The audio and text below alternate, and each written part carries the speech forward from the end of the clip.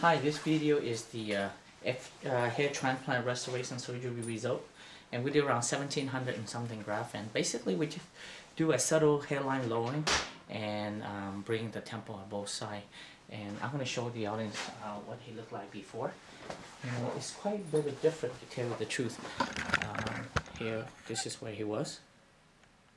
Again, it's a little bit subtle, but it makes a big difference. But look at the height of the hairline now. And look at this height. And we actually, this is combed up already, so the audience to see that is the forehead is smaller. Okay. And again, this is the front, below the hairline, broaden the temple, and this is combed up already on the right hand side. And we pull it up. Left hand side, again. And I comb it up for the audience to see. It's very natural and very dense. There's a whole artistry of creating hairline. That's top view. Top view. Okay, that's before. That's before.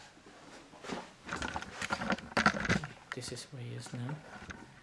Can you turn to the right for me? Perfect. Turn to the left. And look all the way in the back so the audience can see the donor scar. Can turn all around. Yeah, perfect. All the way. Yeah, I know, kind of. Perfect. Okay, go ahead back.